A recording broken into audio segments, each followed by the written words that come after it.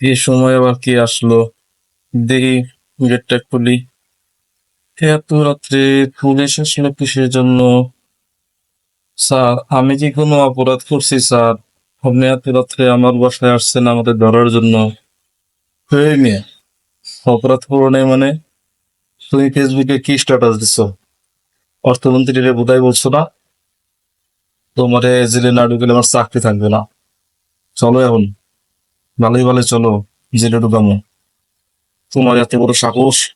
মাননীয় অর্থমন্ত্রীকে তুমি বোধহয় বলো অর্থমন্ত্রী সেই চটে গেছে, তোমার তাড়াতাড়ি ধরে নিয়ে জেলে ঢুকাবো। আর কালকে তাড়াতাড়ি আদালতে চালান করতে হবে। এটা অর্থমন্ত্রীর নির্দেশ।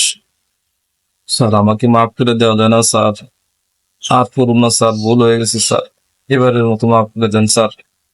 না না, তোমার না ধরে নিলে আমার চাকরি থাকবে না। মন্ত্রীর কড়া নির্দেশ। তুমি একজন বিচারকের সামনে বসে আছো।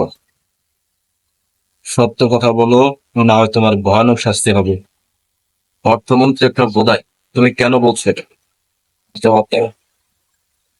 আমি তো স্যার সুইডেনের অর্থমন্ত্রীর কথা বলছি স্যার, বাংলাদেশের অর্থমন্ত্রীর কথা বলি নাই স্যার। তাহলে তো এবারে তো পয়সা গেল। যখনই পড়তে বলি তখনই মোবাইল। আজকালকার পোলাপানের যে কি হয়েছে, সারাদিন মোবাইল আর মোবাইল। কি রে, বই পড়োস নাকি মোবাইল টিপোস? না বাবা, আমি তো বই পড়ি, আশেপাশে মোবাইল নাই। তাহলে বইয়ের ভিতর থেকে আলো আসছে কিসের? ওটা জ্ঞানের আলো বাবা।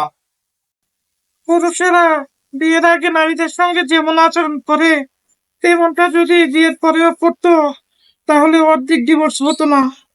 শুনুন ম্যাডাম, নারীরা বিয়ের পর পুরুষদের সাথে যে ব্যবহার করে তা যদি বিয়ের আগে করতো তাহলে অর্ধেক বিয়ে হতো না।